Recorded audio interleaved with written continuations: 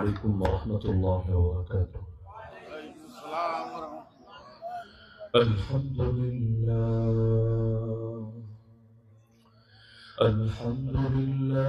وحده وكفى وسلام على عباده الذين اصطفى. أما بعد فأعوذ بالله من الشيطان الرجيم. بسم الله الرحمن الرحيم. وما آتاكم الرسول فخذوه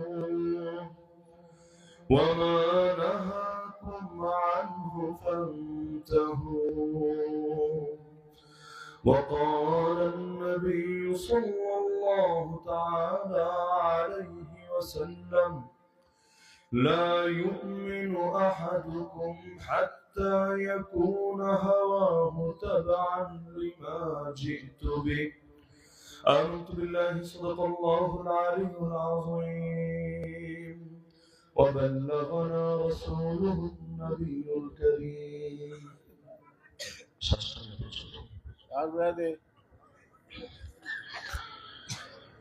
যুব সমাজ কল্যাণ সংস্থার পক্ষ থেকে আয়োজিত 3 দিন ব্যাপী 40তম সিরাতুন নবী সাল্লাল্লাহু আলাইহি ওয়াসাল্লাম মাহফিলের আজকের প্রথম দিনের সর্বশেষ অধিবেশনের সম্মানিত সভাপতি, উপস্থিত আমার শ্রদ্ধেয় ওয়াজিবুল ইহতারাম হযরত উলামায়ে কেরাম, এলাকার গণ্যমান্য মুরব্বিগণ, স্থানীয় এবং দূরদূরান্ত থেকে আগত হিন্দু কোরআন প্রেমিক তাওহীদ জনতা এবং পর্দার আড়ালে থাকা মা বোনেরা, 3 দিন ব্যাপী মাহফিলের যেহেতু প্রথম দিন আজকে, আরো 2 দিন আগামীতে হবে ইনশাআল্লাহ। এজন্য খুব বেশি রাত করে কোনোভাবে মুনাসিব না। এতক্ষণ পর্যন্ত যে গুরুত্বপূর্ণ আলোচনা শুনছিলেন, বিশেষভাবে হযরত মাওলানা হাসান আজাদ মাদানী দাওয়াত বরকাতুহু আলিয়া হযরত দীর্ঘ সময় পর্যন্ত অত্যন্ত মূল্যবান আলোচনা করেছেন। আমার সাধারণত ওয়াজ শোনার সুযোগ হয় না, সারা বছর এমন দৌড়ের উপর থাকি, নিজে করে করেই কুল কিভাবে পাওয়া যায় না, শোনার টাইম তো দূরের কথা। কিন্তু আজকে সৌভাগ্য আসার পর 2 জনের আলোচনা পুরোটাই শোনার সৌভাগ্য হয়েছে। যখন এসেছি হযরত ওঠেনি নাই, তো উর্দু বয়ানও পুরোটা শুনলাম, এরপর বাংলা বয়ানও পুরোটা শুনলাম, এরপর মোটামুটি দীর্ঘ 2 ঘন্টা পর আমি সিরিয়াল পেলাম। তো যাই হোক, অতি লম্বা চড়া আলোচনা করবো না। বিষয় যাই হয়েছে বিশ্বনবীর আদর্শ, বর্তমান প্রেক্ষাপট, মোটামুটি 3-4 ঘন্টা টাইম নিলে এই বিষয়ের হক আদায় করা সম্ভব। তবে অতি অল্প সময় আমি আল্লাহ রাসূল সাল্লাল্লাহু আলাইহি ওয়াসাল্লামের 2-টা আদর্শ এবং এর সঙ্গে আমাদের বর্তমান বাস্তবতার তুলনা দিয়ে আলোচনায় জানবো ইনশাআল্লাহ। আল্লাহ রাসূল সাল্লাল্লাহু আলাইহি ওয়াসাল্লামের একটা বৈশিষ্ট্য ছিল, বিদায় হজের ভাষণেও তিনি যে বিষয়টা স্পষ্টভাবে তুলে ধরেছিলেন, আলা ইন্না দিমাআকুম ওয়া আমওয়ালাকুম ওয়া আরাদাকুম আলাইকুম হারাম কাহুরমাতি ইয়াউমিকুম হাযা ফি বালাদিকুম হাযা ফি শাহরিকুম হাযা। মানুষের জান, মানুষের মাল এবং মানুষের ইজ্জতের নিরাপত্তা দেওয়ার কথা সবার আগে চিন্তা করা, যাতে করে এমন হয় যে প্রতিটা মানুষ নিরাপদ ভাবে দুনিয়ায় বাঁচতে পারে, প্রতিটা মানুষ তার সম্পদ নিরাপদ ভাবে আয় ব্যয় করতে পারে এবং প্রতিটা মানুষ, সে পুরুষ হোক আর নারী হোক, তার ইজ্জত সম্ভ্রম যাতে সুরক্ষিত থাকে। মক্কার দিকে যদি তাকান, দেখবেন আল্লাহ রাসূল সাল্লাল্লাহু আলাইহি ওয়াসাল্লাম প্রথম দিনই একটা ইসলামী রাষ্ট্র প্রতিষ্ঠা করতে সক্ষম হন নাই, এবং এটা চাইলেও সম্ভব না যে যেদিন দাওয়াতি মিশন শুরু করেছেন পরের দিন সকালেই গোটা রাষ্ট্রটা ইসলামী রাষ্ট্র হবে। তো যখন মক্কার বুকে জুলুম শুরু হলো, মক্কার বুকে নির্যাতন শুরু হলো, সাহাবীদের জানের উপর আঘাত আসলো, মালের উপর আঘাত আসলো, ইজ্জতের উপর আঘাত আসলো, আল্লাহ নবী তাদেরকে বলে দিলেন, শোনো, লাউ খারাজতুম ইলা আরদিল হাবাশা, তোমরা যদি হাবাশার জমিনে হিজরত করতা, এই মক্কা ছেড়ে আফ্রিকার ইথিওপিয়ায় তোমরা যদি হিজরত করে চলে যেতা, এটা তোমাদের জন্য বড় কল্যাণকর হতো। কেন? ফাইন্না বিহা মালিকান লা ইউযলামু ইনদাহু আহাদ। এটা এই কারণে বলছি না মক্কা অ-ইসলামিক রাষ্ট্র আর হাবাশা ইসলামী রাষ্ট্র, বরং এই কারণে বলছি মক্কায় তোমাদের উপর জুলুম হচ্ছে, কিন্তু হাবাশায় যে বাদশা আছে, যে রাজা আছে, সে নিজে ধর্ম পরিচয় মুসলমান না, এটা তো ঠিক, কিন্তু তার একটা বৈশিষ্ট্য আছে, তার দেশে কোন মানুষের উপর জুলুম করা হয় না। সুতরাং তোমরা যদি সেখানে চলে যাও, আশা করা যায় তোমাদের জান নিরাপদ থাকবে, তোমাদের মাল নিরাপদ থাকবে, তোমাদের ইজ্জত সম্মান নিরাপদ থাকবে। ওয়াহিয়া আরদু সিদকিন, সেটা হলো সত্যবাদিতার জমিন। এমন না এখন এক কথা বলবে আর 2 ঘন্টা পর আরেক কথা বলবে, এমন না ওই বাংলাদেশের পলিটিক্যাল লিডারদের মতো নির্বাচন আসলে মুখ থেকে মধু ঝরবে, কোনোভাবে নির্বাচনে বৈতরণী পার করলে সুপ্রচার চেঞ্জ হবে, এমন না। ওয়াহিয়া আরদু সিদকিন, সেটা সত্যবাদিতার জমিন। হাত্তা ইয়াজআল আল্লাহু লাকুম ফারাজা, যতদিন আল্লাহ তোমাদের জন্য চূড়ান্ত মুক্তির পথ না করেন, যতদিন ইসলামী রাষ্ট্র ব্যবস্থা প্রতিষ্ঠিত না হয়, ততদিন পর্যন্ত তোমরা এই জুলুমের দেশ ছেড়ে চলে যাও ইনসাফের দেশে, সেটাই তোমাদের জন্য কল্যাণকর হবে। সাহাবীরা নবীর কথা শুনে হিজরত করলেন। পেছনে পেছনে কিছু মুশরিক লিডারও গিয়ে হাজির হলো। তারা গিয়ে বাদশা নাজাশিকে, হাবাসার বাদশাকে উস্কানি দিতে লাগলো, কাদেরকে আশ্রয় দিয়েছো, চেনো ওদেরকে? এরা তো জঙ্গি, এরা তো পলাতক আসামি, এরা তো সন্ত্রাসী, এদেরকে ফিরিয়ে দাও আমাদের হাতে, এদের সাথে আমাদের অনেক বোঝাপড়া আছে। দুনিয়াতে এখনো যেমন হয়, কোন দেশের আসামি যদি অন্য দেশে পালিয়ে যায়, ওই ইন্টারপোল রেড অ্যালার্ট জারি করার মাধ্যমেই হোক, অথবা সরকারদের ভেতরে সেটা মিউচুয়াল আন্ডারস্ট্যান্ডিং এর মাধ্যমে হোক, যে কোনো ভাবে হোক, তারা চেষ্টা করে ফিরিয়ে আনতে।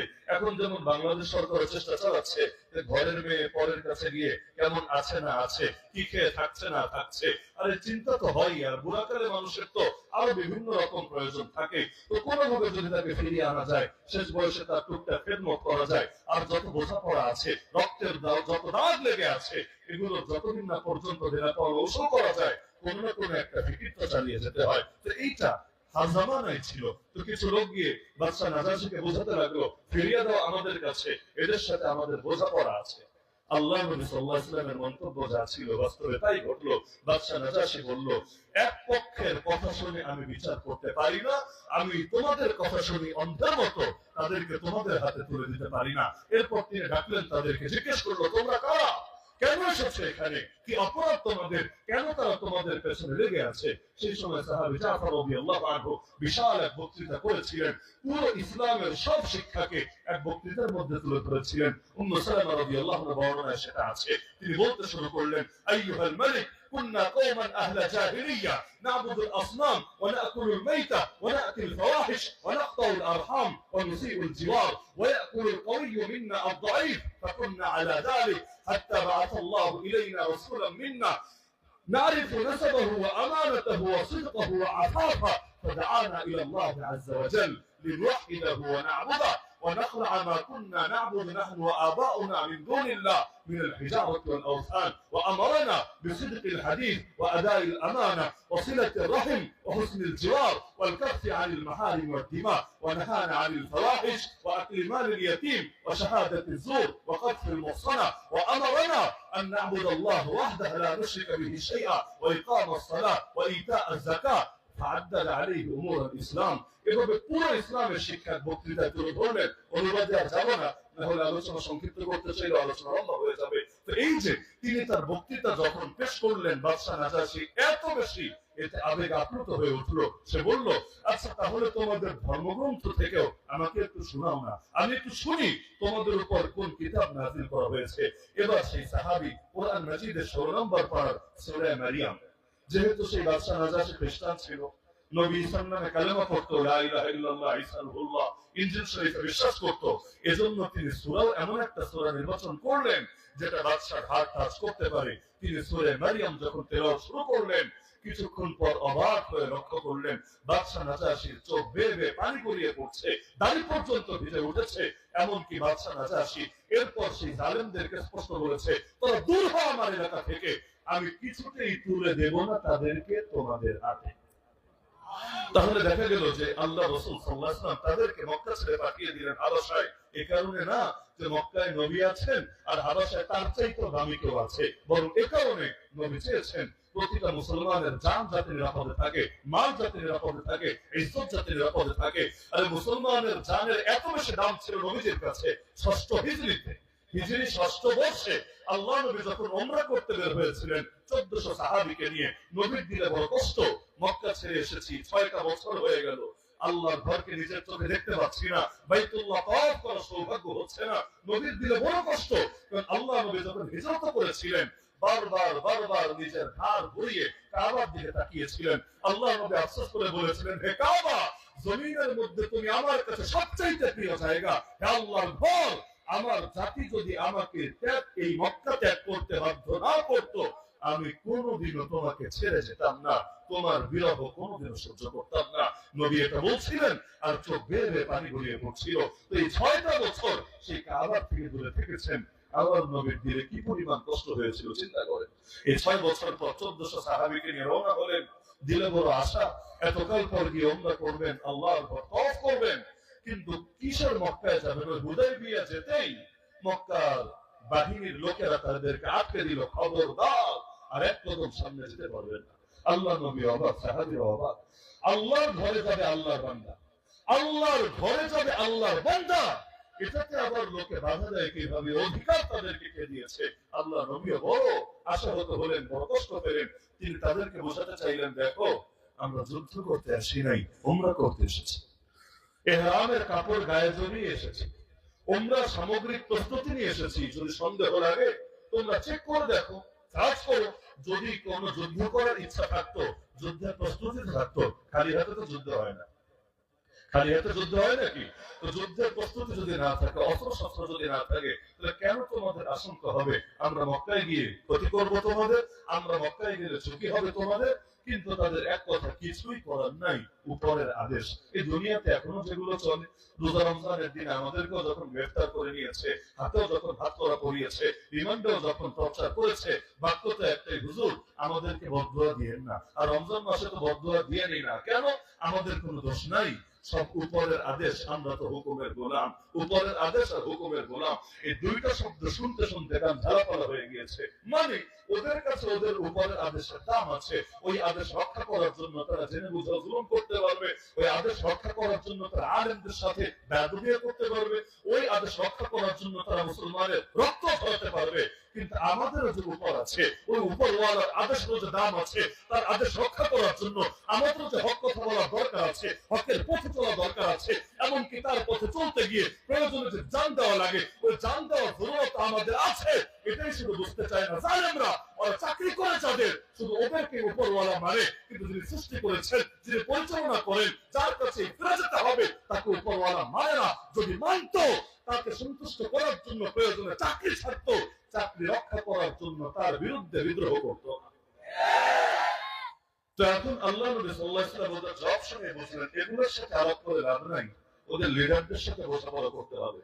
গাছের শিকড় যদি ঠিক থাকে, ডালপালা নিয়ে টেনশন নাই, এমনি ঠিক থাকবে ইনশাআল্লাহ। তো শিকড় যদি কেটে দেয়, ওই ডালপালা দিয়ে আর কি হবে? তো নবী চাইলেন ওদের মূলের সাথে আলাপ করে বিষয়টা সমঝোতা করতে, সমাধান করতে। আল্লাহ নবী তার সাহাবী ওসমান রাদিয়াল্লাহু আনহুকে পাঠিয়ে দিলেন। সেই ওসমান নবী যাকে এত বেশি ভালোবাসেন, নিজের এক মেয়েকে বিয়ে দিয়েছিলেন, সেই মেয়ের মৃত্যুর পর আরো এক মেয়েকে বিয়ে দিয়েছিলেন। ওই মেয়ের মৃত্যুর পর নবী বলেছেন, আজ যদি আমার আরো কোনো অবিবাহিত কন্যা থাকতো, সেই কন্যাকে উত্তরে দিতাম ওসমানের কাছে। এই পরিমাণ আস্থা, এই পরিমাণ ভালোবাসা, এই পরিমাণ ভক্তি নবী ছিল তার উপরে। সেই ওসমান রাদিয়াল্লাহু আনহুকে নবী পাঠালেন, যাও মক্কার লিডারদের সাথে তুমি বোঝাপড়া করে আসো, তাদেরকে বোঝাও আমরা উমরা করতে এসেছি, যুদ্ধ করতে না। তিনি গেলেন। এই জালেমরা উল্টো তাকে বন্দী করে ফেললো। বন্দী তো করলো, চারদিকে গুজব ছড়িয়ে দিল, ওসমানকে শহীদ করে দেওয়া হয়েছে। গুজব মাঝে মাঝে দুনিয়াতে ছড়ায় ওই ঘাটতিটা দেখার জন্য, পালস বোঝার জন্য, যে পাবলিকের প্রতিক্রিয়া কেমন হতে পারে। এই জামানায় হয় মাঝে মাঝে ইচ্ছা করে উস্কানি দেয়, কখন আল্লাহর বিরুদ্ধে, কখন নবীর বিরুদ্ধে, কখন ইসলামের বিরুদ্ধে। কেন? একটু ভাট্টিপ দিয়ে দেখতে চায় আর কি, মুসলমানকে ঘুমিয়ে গেছে না এখনো জেগে আছে, সবাইকে শিয়াল কুত্তায় পরিণত হয়েছে নাকি এখনো কিছু সিংহ আছে। যেদিন দেখবে মুসলমানের আবেগের গোড়ায় আঘাত করলেও কোনো প্রতিক্রিয়া আসে না, সেদিন তারা বুঝে নেবে এই জাতিকে নিয়ে টেনশন করা রাখবে না। যতদিন পর্যন্ত দেখবে না আঘাতের চাইতে প্রতিঘাত তারও বড় হয়, ইটের চাইতে পাটকেল তারও ভয়ঙ্কর হয়, অ্যাকশনের চাইতে রিয়াকশন তারও ভয়াবহ হয়, ততদিন পর্যন্ত ওরা দুশ্চিন্তায় ঘুমাতে পারবে না। কারণ ওরা জানে আলো যদি জ্বলে যায় অন্ধকার টিকতে পারে না। মুসলমান যদি একবার সোজা হয়ে দাঁড়িয়ে যায়, পৃথিবীর বুকে জাহেলিয়াতের ধ্বজাধারীরা কোনোভাবেই আর সুবিধা করতে পারবে না। আল্লাহ নবী সাল্লাল্লাহু আলাইহি ওয়াসাল্লামের সেই সাহাবী ওসমান রাদিয়াল্লাহু আনহুকে বন্দী করে গুজব ছড়িয়ে দেওয়া হলো, তাকে শহীদ করা হয়েছে। এই সংবাদ যখন আল্লাহর নবী শুনলেন, সাহাবীরা শুনলেন, নবীজি তাদেরকে একটা গাছের নিচে একত্রিত করলেন। আল্লাহ নবী তাদেরকে বললেন, এসেছিলাম যদিও উমরা করতে, কিন্তু এখন সংবাদ ভেসে আসছে আমার ওসমানকে নাকি শহীদ করা হয়েছে। আর ওসমানকে যদি শহীদ করা হয়ে থাকে তাহলে আমরা এখানে চুপচাপ বসে থাকার কি অর্থ হতে পারে? সুতরাং আমি হাত দিচ্ছি, তোমরাও আমার হাতে হাত রেখে অঙ্গীকার করো, বায়াতবদ্ধ হও, শপথবদ্ধ হও আল্লাহর সাথে যে যতদিন পর্যন্ত আমরা বেঁচে আছি ওসমানের রক্তের প্রতিটা ফোঁটার বদলা নেবই নেব। আর যদি এটার জন্য প্রয়োজন হয়, প্রয়োজনে নিজেদের রক্ত কোরবান করব। এই জিহাদ এবং শাহাদাতের বায়াত দিব তোমরা আমাকে। হ্যাঁ, এই বায়াত যদি তোমরা দাও, বিনিময়ে আল্লাহ রাব্বুল আলামিন তোমাদেরকে জান্নাত দিয়ে দেবে ইনশাআল্লাহ। আল্লাহ নবী নিজের হাত বাড়িয়ে দিলেন, উপরে সাহাবীরা একজন একজন করে নবীর হাতে হাত রেখে বায়াতবদ্ধ হতে লাগলেন। নিচে নবীর হাত, উপরে সাহাবীদের হাত। অবশেষে আল্লাহ নবী নিজের আরেকটা হাত রাখলেন সকলের হাতের উপরে। নবী বললেন, এই হাতটা রাখলাম আমার ওসমানের পক্ষ থেকে। আজকে যদি ওসমান এখানে থাকতো, সেও বায়াতে শরীক হতো, এত পবিত্র আমল, এত মহান আমল থেকে সে পিছিয়ে থাকতো না। কিন্তু আজ ওসমান আমাদের মাঝে নাই, সে বঞ্চিত হবে এটা আমি ভাবতে পারছি না। এই জন্য নিচের হাতটা আমার পক্ষ থেকে দিয়েছিলাম, উপরের হাতটা আমার ওসমানের পক্ষ থেকে রাখলাম। আল্লাহ তাআলা এত খুশি হলেন। আল্লাহ কিন্তু জানেন ওসমান এখনো শহীদ হয়নি, নাকি আল্লাহ জানেন না? আল্লাহ কিন্তু জানেন। আল্লাহ একবারকে জানিয়ে দিলেই পারেন, হে নবী এত সিরিয়াস হওয়ার দরকার নাই, সংবাদটা সত্য না, সংবাদটা গুজব, সংবাদটা ভিত্তিহীন। আল্লাহ চাইলে জানিয়ে দিলে পারেন, কিন্তু আমার আল্লাহ ওটা পরে জানিয়েছেন। আগে মুমিনের যে আবেগ দ্বীনের জন্য, মুমিনের যে আবেগ শরীয়তের জন্য, মুমিনের যে আবেগ জিহাদের জন্য, মুমিনের যে আবেগ শাহাদাতের জন্য, মুমিনের যে আবেগ তার মুসলমান ভাইয়ের রক্তের বদলে নেওয়ার জন্য, আমার আল্লাহ সে আবেগকে মূল্যায়ন করেছেন, এমন ভাবে মূল্যায়ন করেছেন। কোরআনে 26 নম্বর পারা খুললে একটা সূরা পাবেন, সূরা ফাত। সেই সূরা ফাতের মধ্যে আমার আল্লাহ আপনি একটা আয়াত দিয়ে দিয়েছেন, ইন্নাল্লাযীনা ইউবাইউনাক ইন্নামা ইউবাইউনাল্লাহ।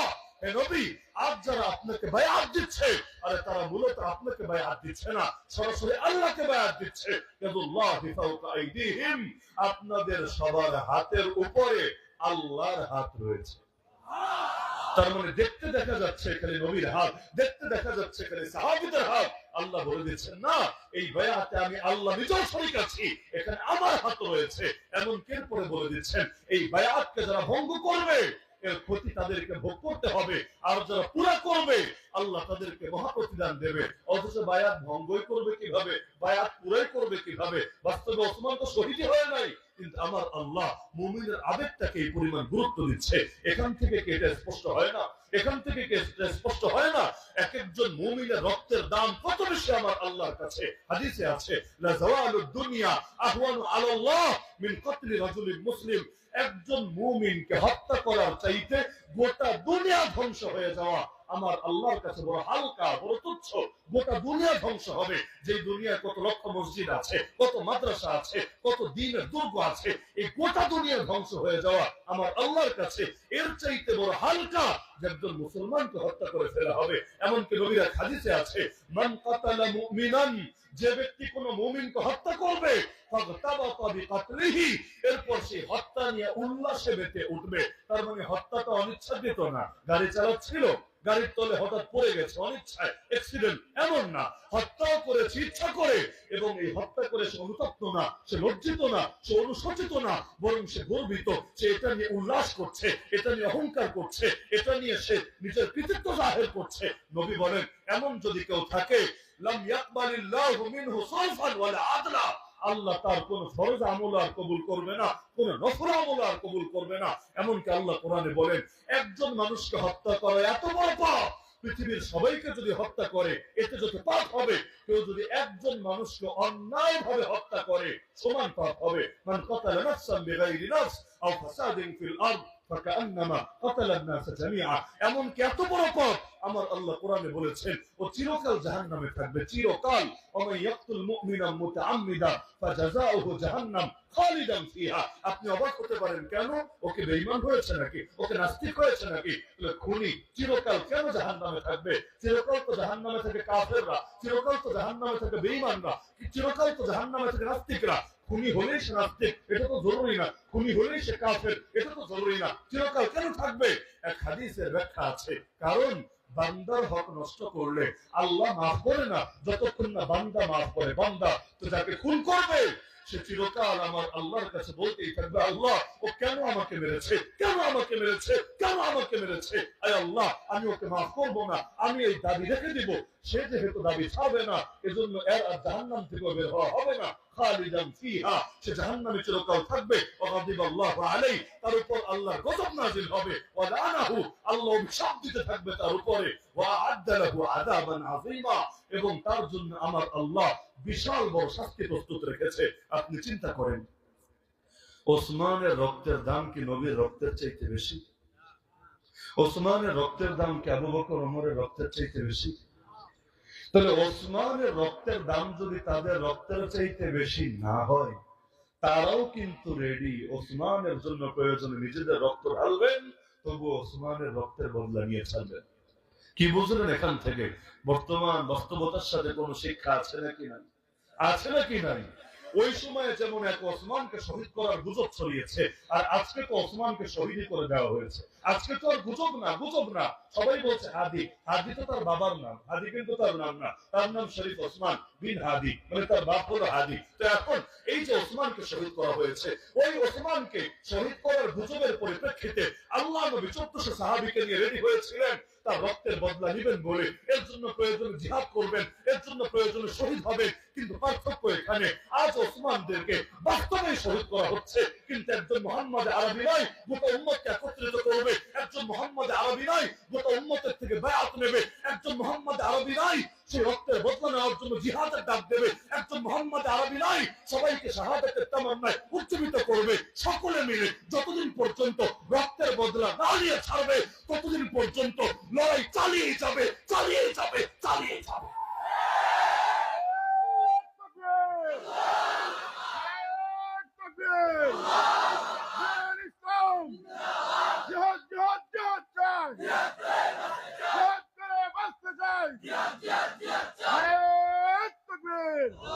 আজ মুসলমানের রক্ত কত সস্তা বানিয়ে ফেলা হয়েছে। পৃথিবীর যেদিকে তাকাবেন খালি দেখবেন মুসলমানের রক্ত।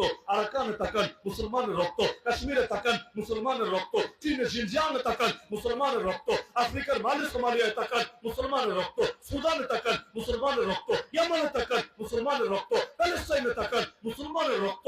আর এর মানেটা কি? সারা দুনিয়া রক্ত দেওয়ার ঠিকাদারি নিয়ে রেখেছে আমরা। হ্যাঁ, যদি এমন হতো রক্ত দিচ্ছি কিন্তু ইজ্জত পাচ্ছি, রক্ত দিচ্ছি কিন্তু মাথা উঁচু আছে, তাও তো হতো। কিন্তু রক্ত দিব আমরা, গালিও খাবো আমরা। জঙ্গি গালি কোন ইহুদিকে দেওয়া হয় না, জঙ্গি গালি হিন্দুত্ববাদীদের দেওয়া হয় না, জঙ্গি গালি নাস্তিকদের দেওয়া হয় না, জঙ্গি গালি খ্রিস্টানদেরকে দেওয়া হয় না। এই গালি বরাদ্দ একমাত্র আমাদের জন্য। অথচ এই ইসরায়েলের ইহুদিবাদীরা আর কত মায়ের বুক খালি করলে মিডিয়ার কাছে মনে হবে ওরাও জঙ্গি বটে। এই আমেরিকা আর কত লক্ষ না কত কোটি মানুষকে হত্যা করার পর এই দুনিয়ার মোড়লদের মনে হবে ওরা আসল জঙ্গি বটে। এই হিন্দুত্ববাদীরা, এই বিজেপি আরএসএসরা, এই নরেন্দ্র মোদী, অমিত শাহ আর আদিত্যনাথ সিংরা, ওরা আর কত মানুষকে হত্যা করার পর দুনিয়াবাসীর কাছে মনে হবে ওদের চাইতে বড় জঙ্গি কে হতে পারে। এই নাস্তিকরা আর কত উস্কানি দেওয়ার পর মানুষের মনে হবে ওরাই আসল উগ্রবাদী বটে। সারা দুনিয়ায় রক্ত দিব আমরা, গালিও খাবো আমরা, জেলও খাটবো আমরা। আমাদের বোনেরাই ধর্ষিত হবে, আমাদের বোনেরাই বেইজ্জতি হবে, আমাদের জমিন ওরা কেড়ে নেবে। 100 বছর পার হবে খেলাফত নাই, 100 বছর পার হবে খেলাফত নাই। এই বাংলায় 250 বছরের বেশি পার হয়েছে, একদিনের জন্য ইসলাম নাই। এভাবে তো চলতে পারে না, এভাবে তো হতে পারে না। এমনকি আলেমদের বাক স্বাধীনতা পর্যন্ত নাই। কথা বলতে দেরি, জেলে ভরতে দেরি না, কথা বলতে দেরি, মামলা দিতে দেরি না। এমনকি এখনো পর্যন্ত আলেমদের মামলা কিন্তু প্রত্যাহার হয় নাই। রাজনৈতিক নেতাদের মামলা শেষ, বহু দলমতের লোকদের মামলা শেষ, কিন্তু হাসিনা বিদায় হয়েছে কত দিন হয়ে গেছে, প্রায় 1.5 বছর। কি হয়েছে?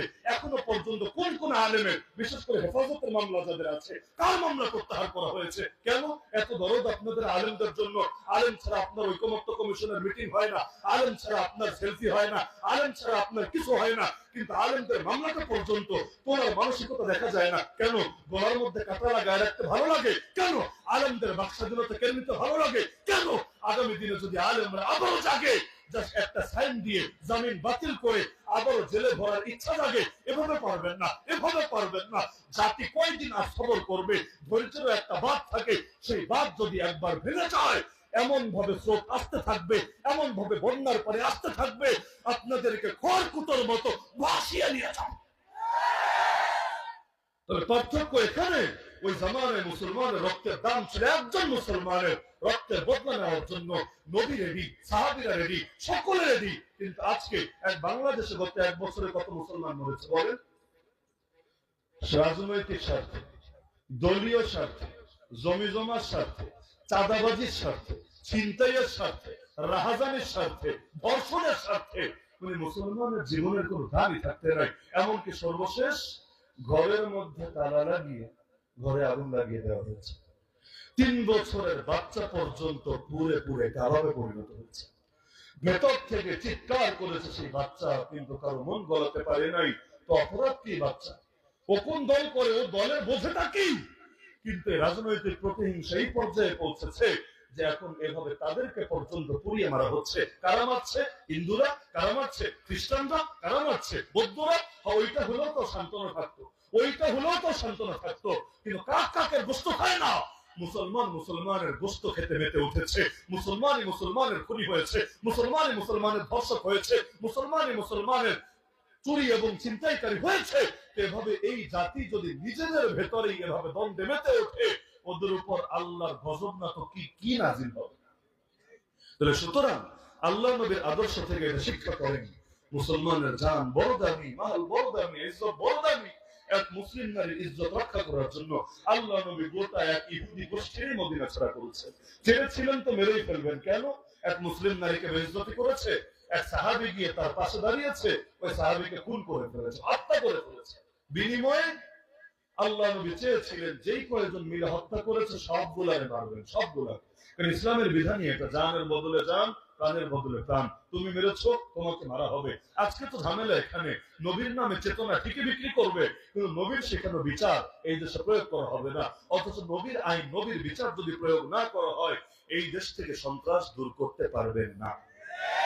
ধর্ষণের সাজা ইসলামের আইনে দিয়ে দেখেন, খুনের সাজা ইসলামের আইনে দিয়ে দেখেন, ওই মামলার জট এগুলো বাদ দেন। এই বছরের পর বছর মানুষকে ওই চিড়িয়াখানার মতো জেলখানায় ফেলে রাখা, এক অমানবেতর জীবন যাপন করানো, এগুলো বাদ দেন।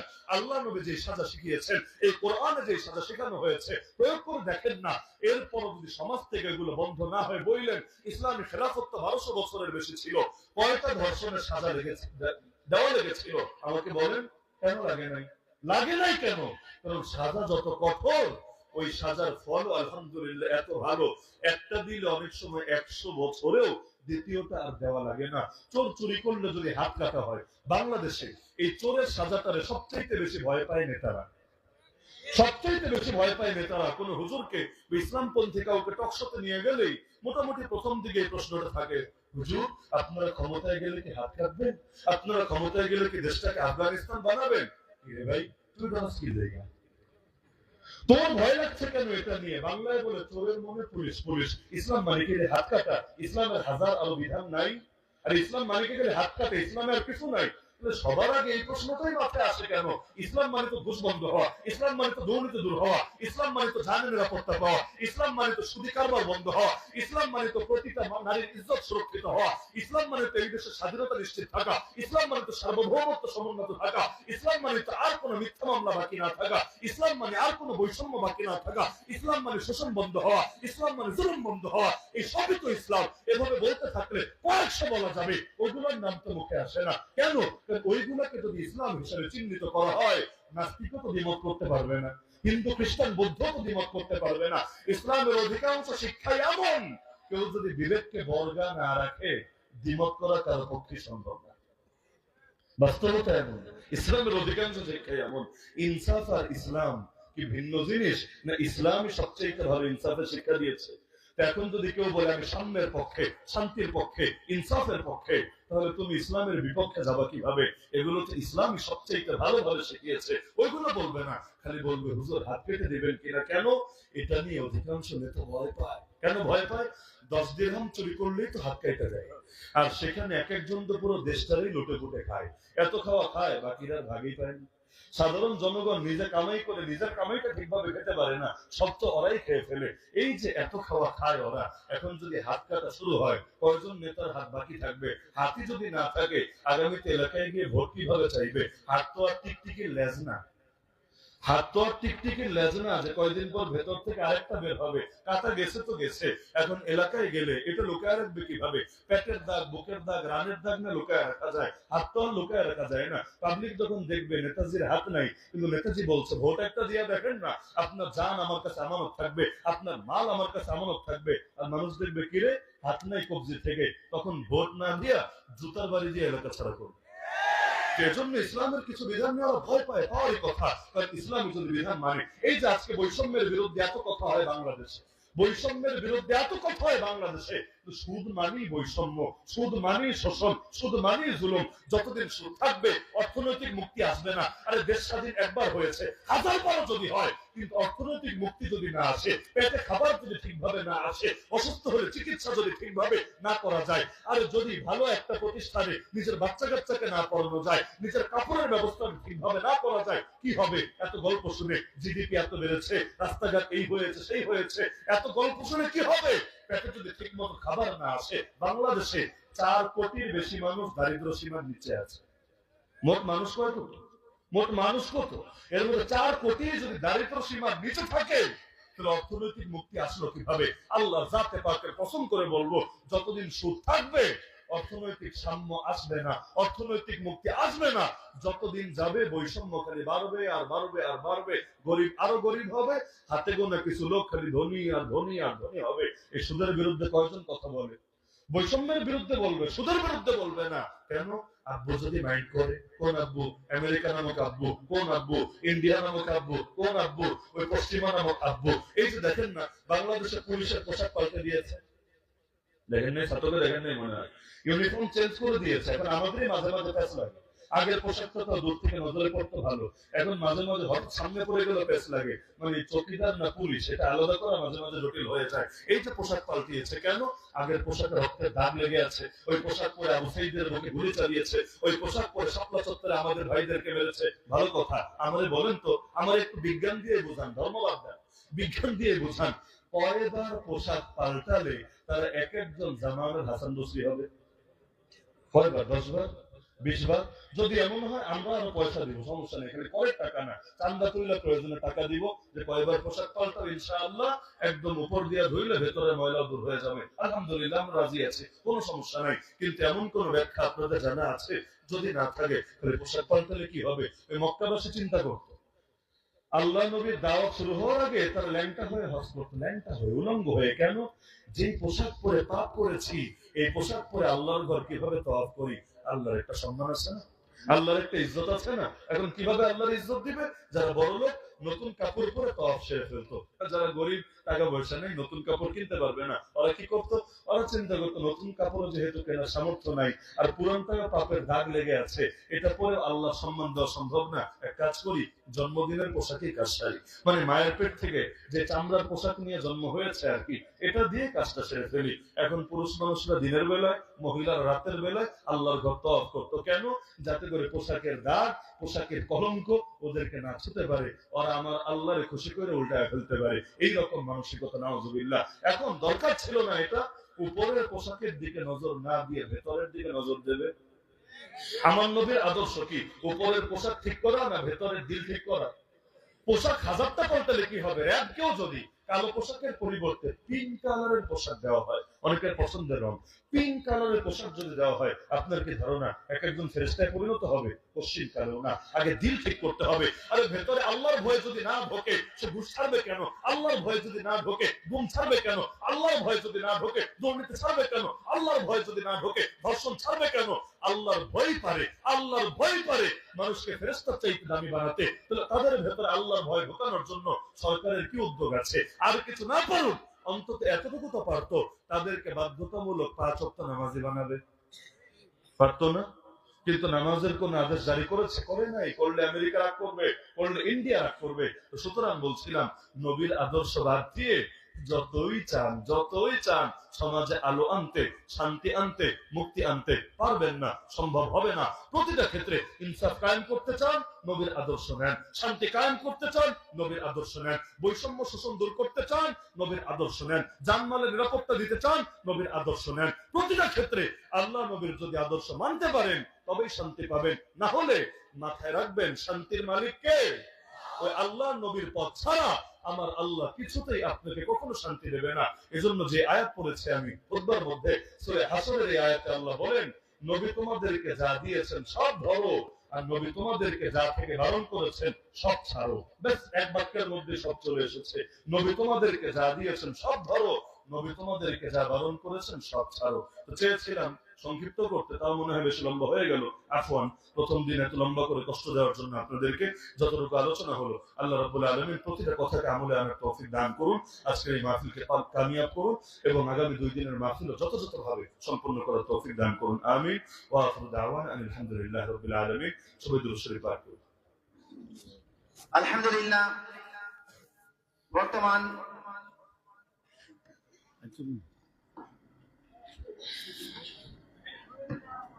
বিশ্বনবীর আদর্শ বর্তমান প্রেক্ষাপটের উপর অত্যন্ত গুরুত্বপূর্ণ আলোচনা শুনছিলাম। যার ইমান দীপ্ত বিপ্লবী হুঙ্কারে ইমান তপ্ত হৃদয়, ইমানের চেতনা জাগ্রত হয়, আগামীর অনিবার্য বাংলাদেশের সম্ভাবনাময় নেতৃত্ব বিশিষ্ট আলেমে দ্বীন, লেখক, গবেষক হযরত আল্লাহ হযরত মাওলানা মুফতি শাইখ আলী হাসান উসামার কাছ থেকে সম্মানিত উপস্থিতি। আমাদের আগামীকাল একটা বিশেষ আয়োজন, সকাল 10:30 থেকে মহিলা সমাবেশ। মহিলা সমাবেশে গুরুত্বপূর্ণ বয়ান পেশ করবেন হযরত মুফতি সাহেব হুজুর দাওয়াতুহ এবং হযরত মাওলানা লুকমান সাদি সাহেব। এবং হযরতের বয়ানের মাধ্যমে আজকে আমাদের সমাবেশ সমাপ্তি ঘটবে। মুহতারাম হাজিরিন, আমরা সবাই দোয়া করে যাব ইনশাআল্লাহ। আদউল মুখলি বাদা, আজকের দিনের শেষ হলো দোয়া। হযরত মুসাফির দোয়া করবেন। আপনারা আওলাদের রাসূলের মুখ থেকে শুনেছেন, হুজুর সদকা ও দান করার উপর খুব গুরুত্ব দিয়েছেন। প্রতি বছর আপনারা আজরা মহিলা মানুষের দান করে থাকেন। আজকে ইনশাআল্লাহ আমি হুজুরের সাথে আলাপ করেছি। সংক্ষিপ্ত সময়ের মধ্যে আমরা বেগুলিয়া ছাত্র লেবে আমরা পুরো হাট দোকান আর আল্লাহ রসুল ইনশাআল্লাহ দান করেন। এবং দান করার উপরে গুরুত্বপূর্ণ বয়ান রাখছেন। সবাই ইনশাআল্লাহ আমরা দান করি। শুরু থেকে হুজুর দোয়ার আগে 2 মিনিট মাত্র সবাই পকেটে হাত ধরায় আর বেগ আছে আপনার সামনে, বেগ আমরা দিই। এই হুজুর দোয়ার আগে সামনে দাও, শুধু দিয়ে বেগ আছে আপনার গোড়া করান। মাদ্রাসার উপর হাজত বিল্ডিং করার দরকার, ছাত্রীর উপর জায়গা হোক না। সবাই মেহরবানি করে পকেটে হাত ঢুকান।